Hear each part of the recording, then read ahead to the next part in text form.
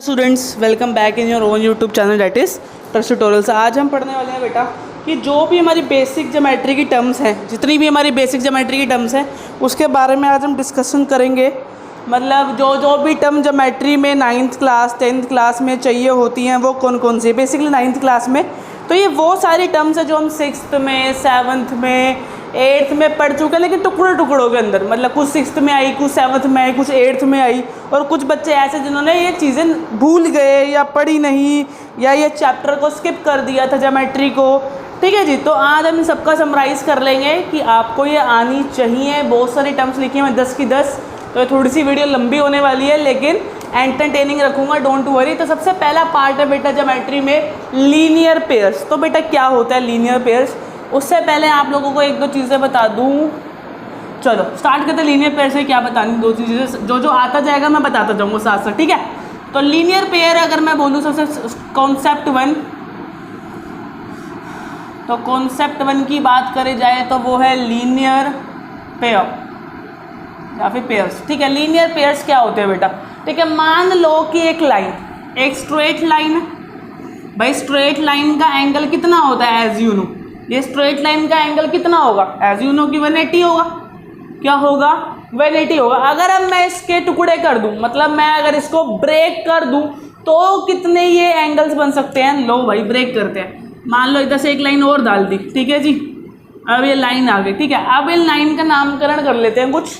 तो मान लेते हैं ये AB लाइन थी, ठीक है, और ये हमारा आ गया C आ गया। चलो ठीक है। तो अब बेटा ये एंगल क्या बना, ये एंगल बना, देखो सबसे पहला एंगल ये है ना, ये एंगल हो गया सबसे पहला।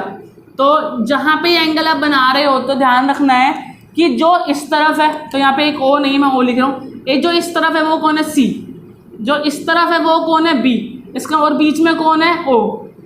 COB ये पहला एंगल बन गया, प्लस ये वाले एंगल को लेंगे अगर इधर वाले को, ठीक है। तो इधर कौन है इसके, C है, इधर कौन है A है, बीच में कौन है O है, तो ये बन गया COB। और मुझे पता है ये पूरा एंगल क्या होगा, 180 के बराबर होगा। किसके बराबर होगा बेटा, 180 के, बिकॉज मैंने अभी बताया तो सही पूरा स्ट्रेट लाइन है। स्ट्रेट लाइन किसके बराबर होती है बेटा, 180 डिग्री के बराबर होती है। अगर पूरी स्ट्रेट है 180 डिग्री के बराबर है तो इसका मतलब एंगल ये और एंगल ये कितना होगा, दोनों को मिलाकर 180 ही आएगा। और दो तीन चीज़ें देख लेते हैं बेटा, जैसे कि फॉर एग्जाम्पल कि मैंने एक लाइन ली और उसके टुकड़े कर दिए और दो तीन। लो भाई ये लाइन बन गई अब, ठीक है। इसमें एंगल 1 हो गया, ये एंगल 2 हो गया, ये एंगल 3 हो गया। अब इन तीनों एंगलों का सम क्या होगा बेटा, एंगल 1 एंगल 2 प्लस एंगल 3 का सम क्या होगा, दैट इज 180। क्या होगा बेटा, एंगल 1 एंगल 2 एंगल 3 का सम 180 होगा। बिकॉज जो नीचे की लाइन है, जो नीचे का बेस है वो कितना है, वो स्ट्रेट लाइन है। कैसी लाइन है, वो एक स्ट्रेट लाइन है। और स्ट्रेट लाइन में जितने भी आप एंगल बना लो उन सबका सम क्या होगा, 180 होगा, ठीक है। अब दो तीन चीज़ें मैं इसमें और करके दिखाता हूँ, मतलब कि क्वेश्चन किस बेसिस पे आ सकता है, क्वेश्चन का यूज़ कैसे करना है वो भी सिखाते हैं। तो सबसे पहले आप स्क्रीनशॉट ले लो इस चीज़ का। तो ध्यान एक चीज़ रखनी है, बस सीधी लाइन आ गई तो ऊपर कितने भी एंगल बने, यहाँ पे एंगल 1 और एंगल 2 ही था बस, तो उसको एंगल 1 प्लस एंगल 2 किसके बराबर होगा, 180 के बराबर होगा, ठीक है। लेकिन यहाँ पे 3 एंगल थे बेटा, तो अगर 3 एंगल होंगे तो तीनों एंगलों का सम 180 के बराबर होगा, और कुछ भी नहीं है, ठीक है। रब करते हैं, दो तीन चीज़ें मैं आपसे पूछता हूँ पहले, ठीक है। लाइक वाइज जैसे कि अब इसका यूज़ कहाँ है, जैसे कि अगर मैं बना दूँ ये एंगल सीधा स्ट्रेट लाइन है, यहाँ से एक एंगल आया, यहाँ से एक एंगल गया, ठीक है। ये भाई 60 था, ये 40 डिग्री है। आपसे पूछेगा ये बीच वाला एंगल, भाई किसी का भी एंगल पूछ सकता है, बीच वाला साइड वाला। तो मैंने अभी लेट करे। अब अगर यहाँ पर ये सीधी लाइन है तो तीनों एंगलों का सम, मान लो ये एंगल 1 है, मान लो ये एंगल 2 है, मान लो ये एंगल 3 है, तो angle 1 plus angle 2 plus angle 3 का सम क्या होना चाहिए बेटा, 180 डिग्री के बराबर होना चाहिए। और क्यों होना चाहिए आपको उसका रीज़न में लिखना पड़ेगा, ड्यू टू लीनियर पेयर। अब मैंने LP लिखा है, आप पूरा नाम लिखना लीनियर पेयर, ठीक है। सम ऑफ लीनियर पेयर आर 180 या फिर इज 180, ठीक है। अब आगे कर लेते हैं, एंगल 1 कितना है 40 डिग्री, प्लस एंगल 2 है मेरा x, तो x लिख देंगे, प्लस एंगल 3 कितना है मेरा 60 डिग्री, इज इक्वल टू 180। मुझे पता है काफ़ी लोगों को आता होगा, लेकिन फिर भी आगे मत बढ़ो, देखते जाओ, कोई दिक्कत वाली बात नहीं है। 180 minus 100 degree, x is equal to 80 degree. इसका मतलब है जो x की वैल्यू है, जो एंगल 2 है, ये कितना होना चाहिए, 80 डिग्री ही है, होना क्या चाहिए, 80 डिग्री ही है हमारा बेसिकली। ठीक है, इतनी सी बात समझ आ रही है। तो ये था पहला concept, that is linear pair. तो ऐसे आने वाले बहुत सारे कॉन्सेप्ट है, ठीक है, आप वीडियो पे मैं दे रहा हूँ। ओके, तो ये हो गया पहला कॉन्सेप्ट, फिर उसके बाद आएगा सेकंड कॉन्सेप्ट, थर्ड कॉन्सेप्ट। अब हम करने वाले हैं वर्टिकल अपोजिट एंगल्स बेटा। हाँ जी स्टूडेंट्स, अब हम बात कर रहे हैं वर्टिकल अपोजिट एंगल्स की। तो ये तो बहुत आसान लग रहा होगा कि यार ये क्या करवा रहे हैं भैया, ठीक है, लेकिन बस मैं इसलिए करा रहा हूँ कि भाई ये सारे कॉन्सेप्ट आपके आने वाले चैप्टर के अंदर यूज़ होंगे, इसलिए मैं आप लोगों को ये सारे के सारे कॉन्सेप्ट करा के ही आगे लेके जाऊँगा। ऐसा ना हो कि मैं चैप्टर पढ़ा रहा हूँ और आप लोगों को आई ना रहा हो।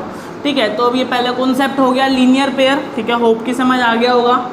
ठीक है, next concept is vertical opposite angle, जिसको VOA भी बोलते हैं, वर्टिकल अपोजिट एंगल VOA। ठीक है, आपको पूरा नाम लिखना है, मैं शॉर्ट फॉर्म यूज़ कर सकता हूँ भाई, मेरे कौन से नंबर कट रहे हैं। ठीक है, तो ये कहाँ यूज़ होता है, देखो चीज़ें ना काफ़ी सिंपली है, मतलब बहुत सिंपल है, ठीक है, लेकिन ना हमारा दिमाग उसको बहुत ज़्यादा कॉम्प्लिकेट कर देता है, क्योंकि हमारे दिमाग में क्लैरिटी नहीं आ पाती। भाई देखो, लीनियर पेयर की जो कंडीशन है वो कहाँ लग सकती है, लीनियर पेयर की कंडीशन तभी ले सकती है जब वो एक स्ट्रेट लाइन हो। कैसी लाइन हो, दिमाग में डाल लो, लीनियर पेयर कब अप्लाई हो सकता है, जब वो स्ट्रेट लाइन हो।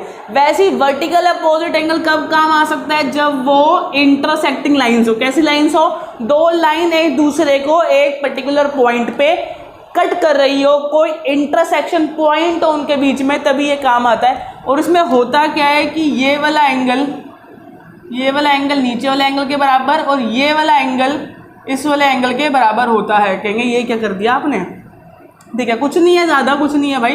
ठीक है, इसको L लाइन मान लो, इसको M लाइन बोल लो। ठीक है, आगे अब ये कैसे काम आएगा, मान लो कि अगर ये 60 डिग्री है तो ये भी 60 डिग्री ही होगा, अगर ये 120 डिग्री है तो ये भी 120 डिग्री ही होगा। तो ये है इसका काम, और ये कॉन्सेप्ट है वर्टिकल अपोजिट एंगल्स। जैसे कि मैं क्या कर सकता हूँ, मेरे पास एक दो लाइन्स हो, ठीक है, दो लाइन है मेरे पास, ठीक है, एक है L1 लाइन, एक है L2 लाइन, ठीक है जी, दो लाइन है मेरे पास।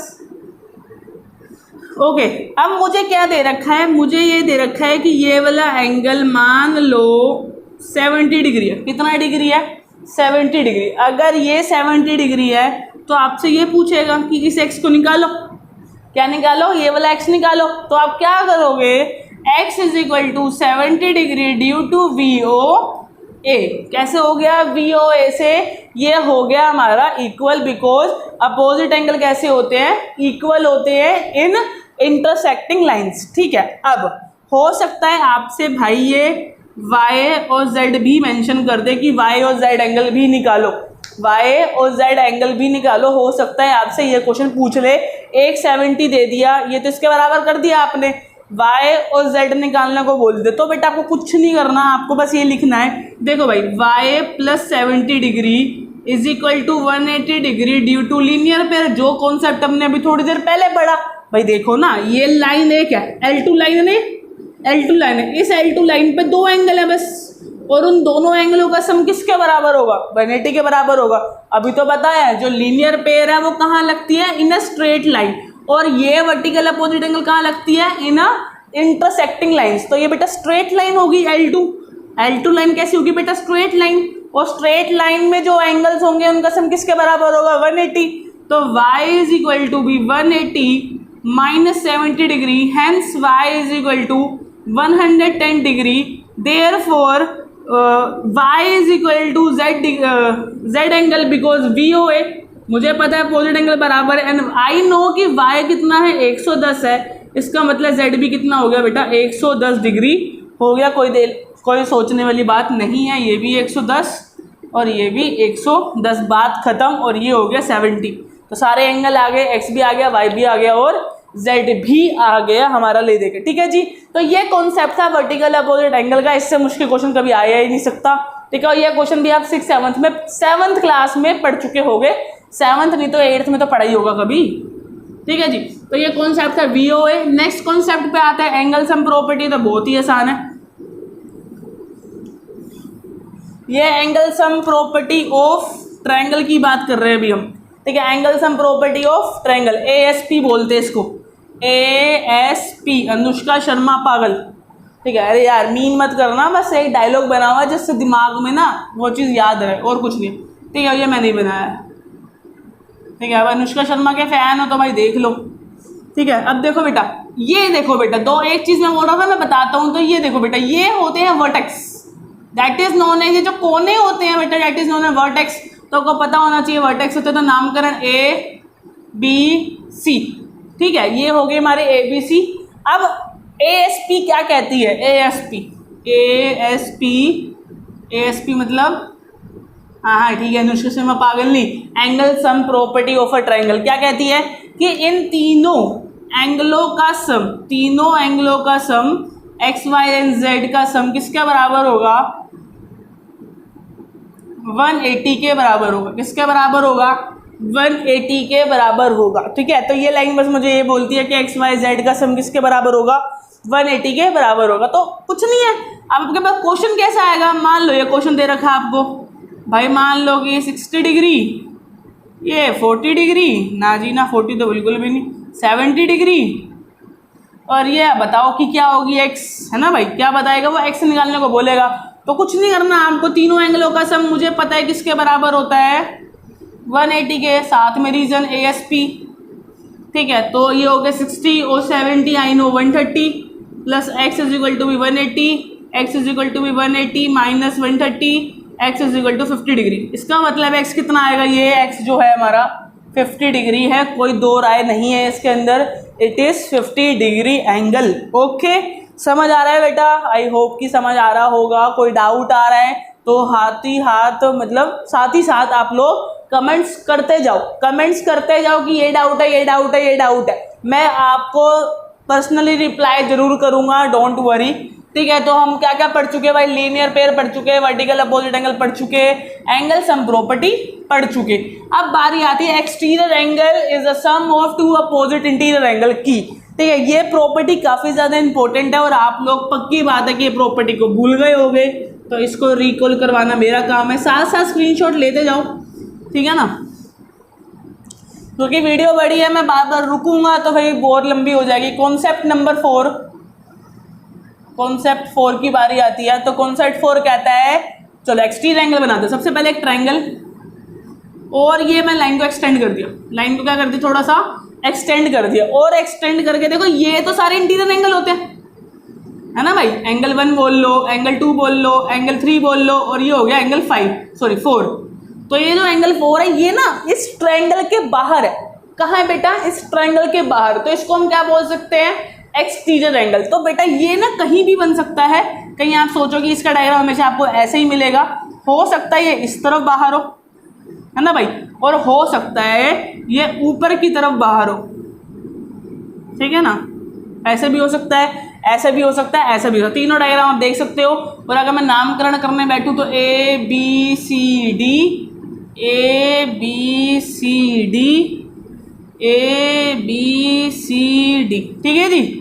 उसके बाद अगर मैं अंदर के एंगल को बोलूं तो 1 2 3 4, फिर उसके बाद यहाँ पे 1 2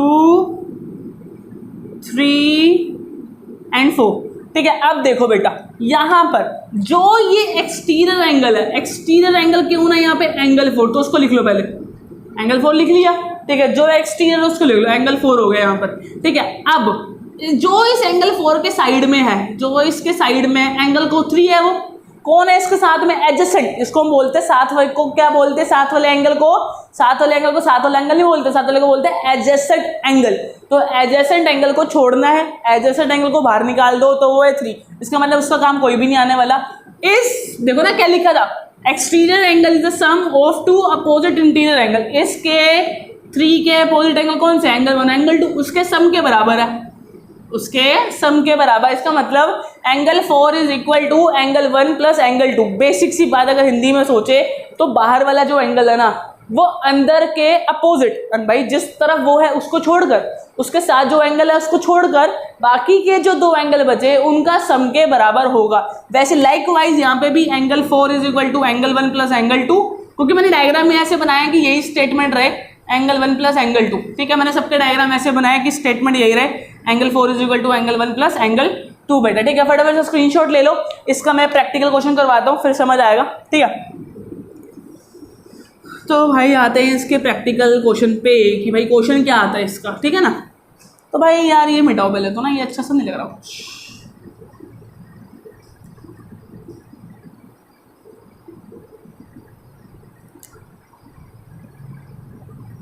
ठीक है ना। तो ये अब बन गया ट्रायंगल। तो एक ट्रायंगल वो बनाते हैं यहाँ पे प्यारा सा, और थोड़ा इसी तरफ बनाना क्योंकि बोर्ड के उस तरफ ना हाथ चलता नहीं है। तो ए बी सी और डी, यहाँ दे रखा है कि ये एंगल 120 है, ये दे रखा है कि ये 70 डिग्री है। आपसे पूछेगा ये एक्स बताओ, क्या पूछेगा वो कि एक्स बताओ। तो आपने कुछ भी नहीं करना, आपको बस ये लिखना है कि angle 120 degree is equal to be angle 70 degree plus X degree. Angle भी छोड़ दो, तो एक्सटीरियर एंगल की प्रॉपर्टी क्या है कि 120 डिग्री जो बाहर का है उसका सम किसके बराबर है, अंदर के दो के सम का। तो अंदर का दो, एक 70 और एक एक्स है, तो कुछ नहीं करना, 120 minus 70 is equal to be x. और यहाँ पे आंसर पे आ रहा सा आ गया 50 डिग्री। एक्स कितना आ गया बेटा 50 डिग्री। और आपको जो इसके बगल में लाइन लिखनी होगी उसकी कोई शॉर्ट फॉर्म नहीं है, आपको पूरी लाइन लर्न करनी होगी। Exterior angle is the sum of the two opposite interior angles. ठीक है बेटा, पूरी लाइन लर्न करनी पड़ेगी। वैसे एक क्वेश्चन और भी आ सकता है ऐसा जिसमें बाहर वाला बेटा मिसिंग हो, 60 और 50 बाहर वाला मिसिंग है। इस बार बाहर वाला मिसिंग, कुछ नहीं करना, एक्स लिखना है किसके बराबर होगा, अंदर के दो के। तो 60 plus 50 degree, x is equal to 110 degree. X कितना आ गया बेटा 110। और इसके बगल में वो लिखेंगे, क्या लिखेंगे, exterior angle is the sum of the two opposite interior angles. Hope की लाइन लर्न हो गई हो, लर्न कर लेना। ये लाइन क्या बोल रहा हूँ, exterior angle is the sum of two opposite interior angle. 2-3 बार बोलोगे अपने आप लर्न हो जाएगी, ठीक है। Take a screenshot. अब हम पहुंचते हैं कॉन्सेप्ट नंबर 5 पर। ठीक है, ये बहुत अच्छा कॉन्सेप्ट है बेटा, और काफ़ी सारे बच्चे इसको भूल भी जाते हैं। ठीक है, the concept is angle opposite to the equal side of a triangle are equal. भाई करके दिखाता हूँ, ऐसे तो समझ नहीं आएगा आपको।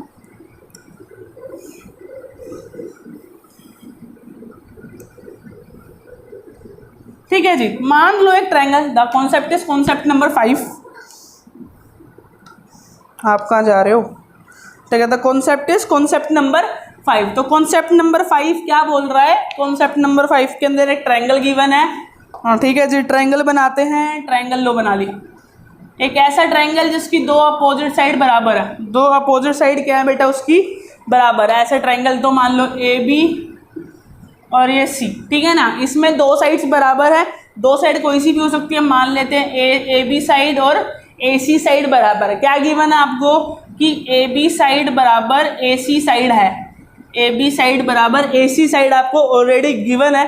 तो आपको एक चीज़ ध्यान रखनी है, या तो ना ये साइन दे देंगे, वो इस चीज़ को ध्यान रखो, या तो ये साइन दे देंगे ऐसे ऐसे का या फिर ऐसे ऐसे का, ठीक है। एक डंडी दो डंडी, तो इसका मतलब है वो साइड्स इक्वल है। ओके बेटा, ठीक है। यहाँ पे गिवन होगा कि 6 सेंटीमीटर ये है, 6 सेंटीमीटर ये है। इसका मतलब भी ये क्या है कि ए बी जो साइड है वो ए सी साइड के क्या है बेटा इक्वल है। तो इसका मतलब भी बेटा यही है कि वो क्या है इक्वल साइड्स है, ठीक है। उसके बाद हम बात करते हैं कि क्या प्रॉपर्टी क्या कहती है। प्रॉपर्टी ये कहती है कि अगर एक ट्रायंगल की, किसी एक पर्टिकुलर ट्रायंगल की दो साइड इक्वल हैं तो उसके अपोजिट एंगल क्या होंगे, इक्वल होंगे। उसके अपोजिट एंगल कौन है, ए बी के अपोजिट कौन है, एंगल सी। ए बी के अपोजिट कौन है, एंगल सी। और ए सी के अपोजिट कौन है, एंगल बी। तो एंगल बी आर इक्वल। तो ये प्रॉपर्टी ये कहती है कि अगर किसी ट्रायंगल की दो साइडें बराबर है तो उसके अपोजिट एंगल क्या होंगे, बराबर होंगे। अब मैंने ये तो बिल्कुल सिंपल सा बनाया, एक ट्रायंगल बनाता थोड़ा अजीब सा, जिसमें कोई ओ साइड्स क्या होंगी इक्वल। मान लेते हैं कि इस बार ये साइड और ये साइड इक्वल है। A B side is equal to B C side. अब ए बी साइड के अपोजिट कौन सा एंगल है, दिख रहा तुम्हें, इसका अपोजिट एंगल कौन है, ये रहा एंगल सी। और बी सी साइड के अपोजिट एंगल कौन है, एंगल ए। खुद देखो बी सी का अपोजिट कौन है, एंगल ए। तो एंगल ए, तो सीधी सी बात है कि एंगल सी बराबर हो गया एंगल ए। अब ये जो डिपेंड करता है, दीज डिपेंड अपॉन द कि कौन कौन सी साइडें आपको इक्वल दे रखी हैं और कौन सी साइड आपको इक्वल नहीं दे रखी, तो उस पर डिपेंड करता है। तो ये हमारा नॉर्मल सा क्वेश्चन हो गया कि भाई ये है। अब जो कॉन्सेप्ट नंबर 6 है वो क्या कहता है, कॉन्सेप्ट नंबर 6 इसका उल्टा ही है बस, कॉन्सेप्ट नंबर 6 बिल्कुल इसका उल्टा है, फिर खत्म हो जाएगी वीडियो जल्दी से ही। ठीक है, कॉन्सेप्ट नंबर 6 बहुत इजी है। क्या है कॉन्सेप्ट नंबर 6? क्या कहता है कॉन्सेप्ट नंबर 6? ये कहता है अगर एंगल इक्वल है, अगर एंगल सी और एंगल बी इक्वल है तो उसके अपोजिट साइड्स क्या होंगी? इक्वल होंगी। मतलब अगर एंगल ए और अगर एंगल सी और एंगल बी इक्वल है, एंगल सी के सामने कौन सी साइड है? ए बी, तो ए बी। एंगल बी के सामने कौन सी साइड है? ए सी, तो ए सी। वो दोनों इक्वल है। मतलब अगर दो साइडें बराबर है तो उनके अपोजिट एंगल इक्वल है, अगर दो एंगल इक्वल है तो उनकी अपोजिट साइड्स इक्वल है। ठीक है, अब आते हैं थोड़ा लॉजिकल क्वेश्चन के अंदर। ठीक है, अब लॉजिकल क्वेश्चन क्या कहता है, जैसे कि मैं आपको बताऊं, हटा भाई तू हट, पहले सारा हट जाओ तब करते हैं क्वेश्चन। अब मैं ये कह सकता हूं जैसे कि मान लो पी क्यू आर लिख लो पहले, तो पी क्यू आर एक ट्रायंगल है मेरा प्यारा सा, और P Q side P R side के बराबर है। ठीक है, एंड आई नो अगर ये दोनों चीज़ें बराबर हैं, अगर ये दोनों बराबर हैं तो क्या होगा बेटा, और यहाँ पे आपको इधर का 60 डिग्री और ये आपसे पूछ रहा है कि ये क्या होगा, ये या मान लो ये 70 डिग्री दे रखा है और आपसे पूछ रहा है कि ये साथ वाला क्या होगा। तो भाई सीधी सी बात है, दोनों साइड इक्वल है, दोनों उसके अपोजिट एंगल है, तो इसका मतलब इफ पी क्यू बराबर equal to P R, hence angle R is equal to, क्योंकि पी क्यू के बराबर है, अपोजिट है एंगल आर, और पी आर के अपोजिट है angle Q R equal, and angle Q is 70 degree और एंगल आर इज एक्स, तो x is equal to 70 degree. ये है इसका मैथमेटिकल यूज। ठीक है ना भाई, मैथमेटिकल यूज आना चाहिए, नहीं तो फिर हम क्या कर रहे हैं, कुछ भी नहीं कर रहे। अब आती है बेटा छोटी सी बारी। ठीक है, ज़्यादा बड़ा नहीं है, डोंट वरी, हटा दूँ बेटा इसको। ठीक है बेटा, अब हमारा आता है 7th 8th 9th 10th। ये इतना मुश्किल कॉन्सेप्ट नहीं है, बहुत बार आप पढ़ भी चुके होगे 6th में 7th में 8th में। एक बार फटाफट से रिवाइज करते हैं। दो पैरेलल साइड्स है, ये है L लाइन, ये है L2 लाइन। ठीक है जी, दो लाइन्स है और एक ट्रांसवर्सल लाइन आई काट गई। ट्रांसवर्सल कौन सी लाइन्स होती है? M1। ठीक है, ट्रांसवर्सल कौन सी लाइन होती है? जो कि क्या होती है बेटा? जो कि दो पैरेलल लाइंस को काटती है। अगर दो लाइन एक दूसरे के पैरेलल है, L1 और L2 पैरेलल है एक दूसरे के, अब एक लाइन आती है और इसको काटती है, इसको क्या कर देती है बेटा? कट कर देती है। तो this line M1 line is known as transversal line, M1 line is known as transversal line. इतनी सी बात समझ आ रही है बेटा? ज़्यादा कुछ नहीं है, नॉर्मल सा बात है कि भाई ये जो अगर पैरेलल साइड्स हैं और कोई एक लाइन उसको काट दे तो उसको क्या बोलते हैं? Transversal line. अब बेटा इसमें ना बहुत सारे एंगल बन गए, तो ये एंगल, ये एंगल, ये एंगल, ये एंगल, ये एंगल, ये एंगल, ये एंगल और ये एंगल। नामकरण 1 angle, angle 2, angle 3, angle 4, angle 5, angle 6, angle 7, angle 8। There are 8 angles. ये लाइन काटने के बाद यहाँ पे कितने एंगल्स बन गए बेटा? 8 एंगल बन गए। तो सबसे पहला concept number 7, that is concept number 7 क्या कहता है? Corresponding angles. तो भाई कोरस्पॉन्डिंग एंगल्स कौन से होते हैं? सबसे पहला कॉन्सेप्ट कि कोरस्पॉन्डिंग एंगल्स कौन से होते हैं। तो कोरस्पॉन्डिंग एंगल्स वो एंगल्स होते हैं, बता रहा हूँ कौन से। देखो बेटा, अब अगर मैं ऊपर वाले एंगल्स की बात करूँ देयर आर 4 एंगल्स, नीचे वाले बात करूँ देयर आर 4 एंगल्स। ऊपर वाले में 1 2 3 4, नीचे वाले में 5 6 7 8। अब देखो बेटा, ये ऊपर है, ये अगर मैं इन चार को देखूँ तो ये ऊपर है ना 1 2, और अगर मैं इन चार को देखूँ तो ऊपर कौन है? 5 6, और अगर मैं ऊपर वाले 4 को देखूँ तो नीचे कौन है? 3 4, अगर मैं नीचे वाले 4 को देखूँ तो नीचे कौन है? 7 8। इतनी सी बात समझ आ रही है? ऊपर वाले एंगल में ऊपर वालों को देखूँ तो 1 2 है, नीचे वालों को देखूँ तो 3 4 है, नीचे वाले 4 में ऊपर वालों को देखूँ तो 6 5 है, मतलब 5 6, और नीचे वालों को देखूँ तो बेटा 7 8 है। ठीक है, अब अगर मैं बात कर रहा हूँ कोरस्पॉन्डिंग एंगल्स की, इसका मतलब सेम पोजीशन वाला एंगल होना चाहिए। जो ऊपर एंगल उसकी पोजीशन हो वही नीचे वाले में हो। अब ऊपर वाले में 1, मान लो एंगल 1, ये देखो, अब वो एंगल 1 की पोजीशन किस एंगल से मिल रही है? वो मिल रही है एंगल 5 से। खुद देख सकते हो, ऊपर की तरफ है राइट हैंड साइड है, ऊपर की तरफ है राइट हैंड साइड है, इसका मतलब एंगल 5। वैसे ही एंगल 2 किसके बराबर? एंगल 6 के। एंगल 3 किसके बराबर? एंगल 7 के। एंगल 4 किसके बराबर? एंगल 8 के। और this is known as corresponding angles, and the corresponding angles are equal. कैसे होते हैं बेटा वो?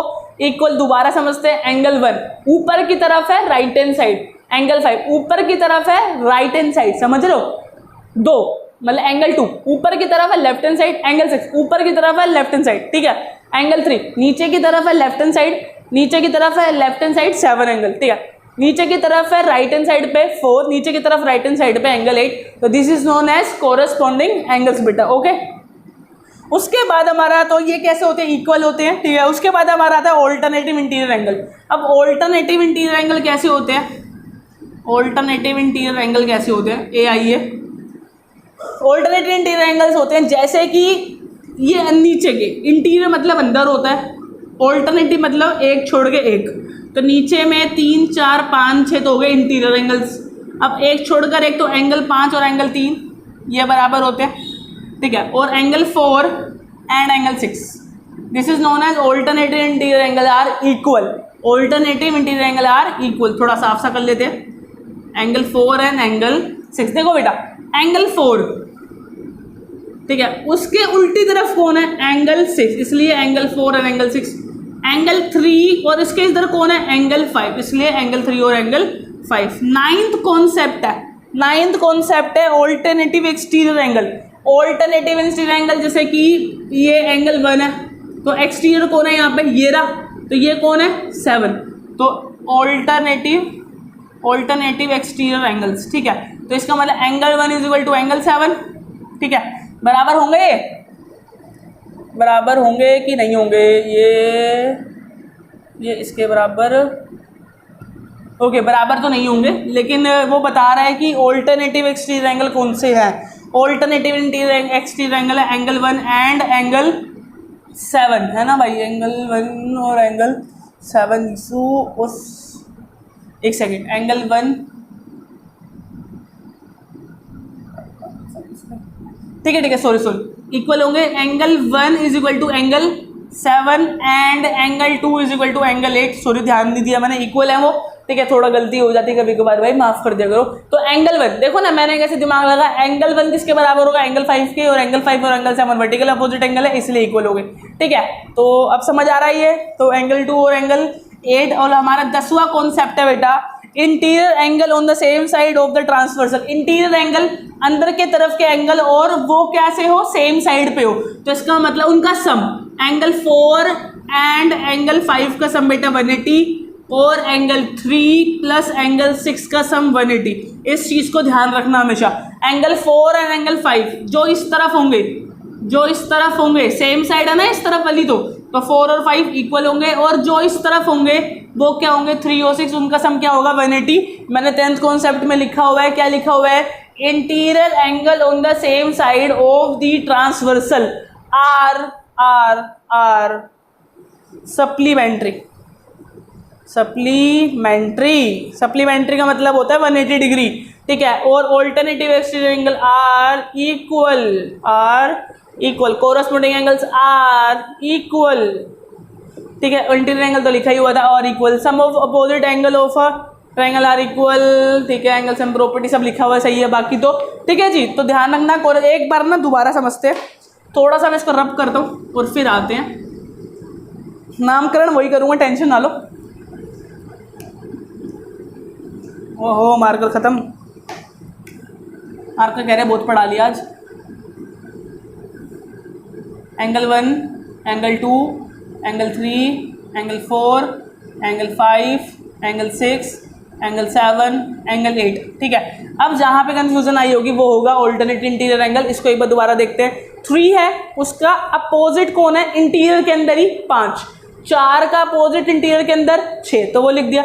एक्सटीरियर ये बाहर, दोनों एक्सटीरियर। देखो अगर मैं बोलूँ ना इंटीरियर एंगल कौन कौन से हैं, इंटीरियर एंगल्स कौन कौन से हैं, तो वो है 3, 4, 5, 6। एक्सटीरियर एंगल की बात करूँ जो कि बाहर होंगे, वो होंगे 1, 2, 7, 8, ठीक है, 1, 2, 7, 8। तो अगर इंटीरियर एंगल ऑल्टरनेटिव की बात करें, मतलब एक छोड़कर एक, तो 3 का है 5, 4 का है 6। एक्सटीरियर की बात करें ऑल्टरनेटिव एक्सटीरियर, 1 का है 7, 2 का है 8। समझ आ रहा होगा होपफुली। और ये जो चीज़ है सेम इंटीरियर एंगल्स, अगर सेम इंटीरियर एंगल की तरफ, मतलब सेम एक्सटीरियर उसका ट्रांसवर्सल की तरफ जो होते हैं उनका वो क्या होते हैं, सप्लीमेंट्री। अब जैसे आपसे पूछा इस तरफ के इंटीरियर एंगल, तो है 4 और 5, इनका सम 180 होगा। अगर मैं बोलूँ इस तरफ के, तो ये कौन है 3 और 6, मतलब इन दोनों का सम क्या होगा 180 होगा। समझ रहे हो, ये आपका काफ़ी ज़्यादा इंपॉर्टेंट टॉपिक है यहाँ पर, तो ये आना ही चाहिए आपको। कोरस पता होना चाहिए, ऑल्टरनेटिव इंटीरियर पता होना चाहिए, ऑल्टरनेटिव एक्सटीरियर पता होना चाहिए, और ये तो पता ही होना चाहिए कि इन दोनों का सम 180 होता है। ठीक है, अब दो कॉन्सेप्ट और इसके अंदर जो कि आते हैं। एक तो जो हम दो कॉन्सेप्ट वही जो हम पढ़ चुके हैं बेटा, ठीक है, पढ़ क्या चुके हम कि लीनियर पेयर पढ़ा था ना सबसे पहले, तो एंगल 1 प्लस एंगल 2 क्या होगा 180 due to linear pair. Because देखो ये एक सेम लाइन बन गई ना, सेम लाइन के ऊपर है, वैसे ही यहाँ पर एक और बन सकती है एंगल 2 प्लस एंगल 3, ये देखो स्ट्रेट लाइन है, is equal to 180। Angle 3 plus angle 4 भी एक स्ट्रेट लाइन है, एंगल 4 प्लस एंगल 1 भी एक स्ट्रेट लाइन है।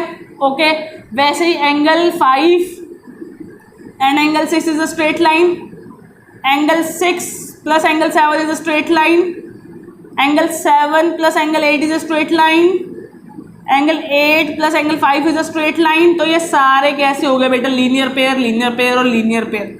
ठीक है, वैसे ही एक कॉन्सेप्ट हमने एक और पढ़ा था बेटा वर्टिकल अपोजिट एंगल, जो कि था हमारा सेकंड कॉन्सेप्ट। वो भी देखो यहाँ पे क्या कैसे काम आ सकता है। एंगल 1 किसके बराबर होगा, देखो मान लो ना एक काटी तो रहे एक दूसरे को, काट रहे हैं ना, तो इसका मतलब ये वाला एंगल इस वाले एंगल के बराबर, ये वाला एंगल, क्योंकि ऐसे था इंटीरियर के अंदर ये इसके बराबर और ये इसके बराबर, तो क्या होगा एंगल 1 किसके बराबर होगा एंगल 3 के, एंगल 2 एंगल 4 के, एंगल 6 एंगल 8 के, एंगल 5 एंगल 7 के। कैसे बराबर होंगे, VOA वर्टिकल अपोजिट एंगल। दोबारा से फिगर बना देते हैं, कोई दिक्कत वाली बात नहीं है, कहीं तुम सोचो कि यार ये तो मिट गई अब गलत हो गया। Angle 1 angle 2 angle 3 angle 4 angle 5 angle 6 angle 7 and angle 8। तो ये फिगर थी, और ये दो कॉन्सेप्ट लास्ट में जो इधर काम आ जाते हैं, that is linear pair and vertical opposite angle. तो इसी के साथ हमारी ज्योमेट्री के बेसिक कॉन्सेप्ट सारे ही क्लियर हो गए हैं। होप कि आपको समझ आया। आप मुझे कमेंट करके बताओ कि आपने इस वीडियो से क्या न्यू सीखा, जो आपको नहीं पता था। इन 10 में से आपको कौन सी चीज़ नहीं पता थी मुझे बताओ, और आपने मेरी वीडियो से सीखी। होप कि आप लोग कमेंट करोगे, मेरी वीडियो को शेयर करोगे। तो please share my video, follow me on Instagram, subscribe my channel and बहुत कुछ करते जाओ यार बस। ठीक है, बाय बाय, टेक केयर। फिर मिलते हैं और एजुकेशन वीडियो के साथ। Bye bye.